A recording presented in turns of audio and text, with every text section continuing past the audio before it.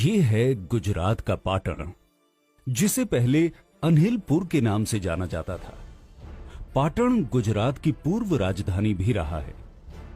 यहां है रानी की वाव, एक ऐसा स्मारक जो बेहद खूबसूरत और अद्भुत होने के साथ ही आधुनिक इंजीनियरिंग की दुनिया को भी आश्चर्यचकित करता है।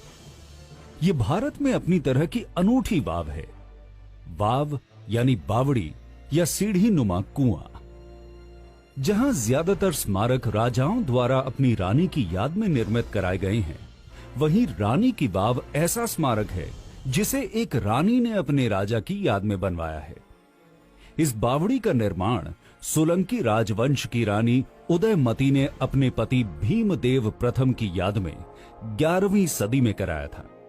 ये बावड़ी न सिर्फ जल प्रबंधन प्रणाली में भूजल संसाधनों के उपयोग की तकनीक का बेहतरीन उदाहरण है, बल्कि भारतीय भूमिगत वास्तु संरचना का भी सबसे विकसित नमूना है। रानी की वाव सभी बावड़ियों में सबसे बड़ी और सबसे ज्यादा अलंकृत है।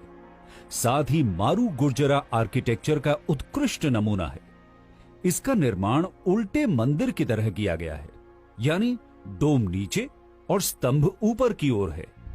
इसमें नीचे से ऊपर की ओर 7 सीढ़ियों की कतारें हैं। 7 मंजिला इस वाव की हर मंजिल पर बहुत ही उच्च कलाकृतियों का निर्माण किया गया है, जिनकी मुख्य विषय वस्तु भगवान विष्णु के रूप और अवतार हैं। लगभग 70 मीटर लंबी, 23 मीटर चौड़ी और 28 मीटर गहरी इस वाव में 500 से भी ज्यादा मुख्य कलाकृतियां और 1000 से भी ज्यादा छोटी कलाकृतियां हैं। इन मूर्तियों में भगवान विष्णु के 24 रूपों और 8 अवतारों के अलावा नागकन्या, योगिनी जैसी सुंदर अप्सराओं की कलाकृतियां भी बनाई गई हैं। इन मूर्तियों की चमक देखकर ऐसा लगता है जैसे इन्हें वर्तमान समय में ही बनाया गया हो। क्या आप जानते हैं कि ये बावड़ी 700 सालों तक गाद में दबी रही? दरअसल 13वीं शताब्दी में हुए भूमिगत परिवर्तनों के कारण वो नदी ही विलुप्त हो गई जिसके किनारे ये बावड़ी बनी थी। बताया जाता है कि भूमिगत प्लेटों के खिसकाव के कारण इस क्षेत्र में बाढ़ आई और बाढ़ थमने के बाद ये क्षेत्र गाद में दब गया।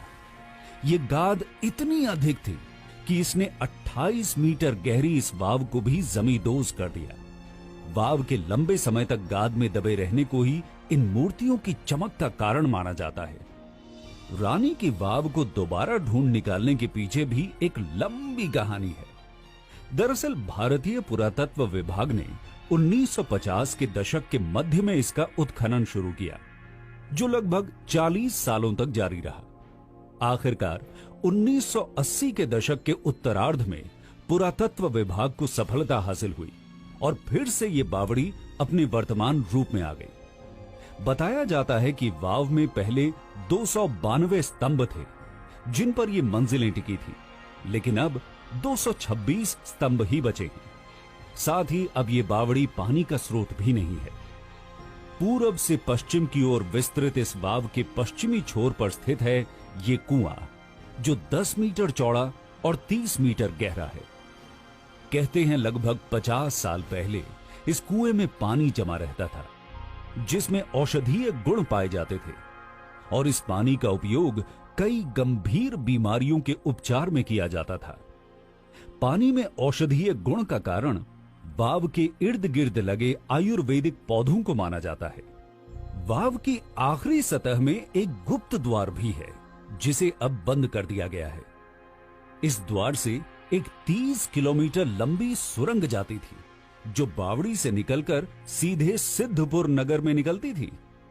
22 जून 2014 को यूनेस्को वर्ल्ड हेरिटेज साइट में शामिल तकनीक और खूबसूरती के लिए प्रसिद्ध इस अनूठी वाव को यूनेस्को की विश्व विरासत समिति ने भारत में स्थित सभी बावड़ियों की रानी का खिताब दिया है। 900 साल पुराने इस स्मारक से कई ऐतिहासिक पहलू तो जुड़े ही हैं। साथ ही ये स्मारक आधुनिक इंजीनियरिंग की दुनिया को चुनौती भी देता है। तो क्यों ना इस बार गुजरात जाकर इस बेहद खास और अनोखी बावड़ी की सैर की जाए।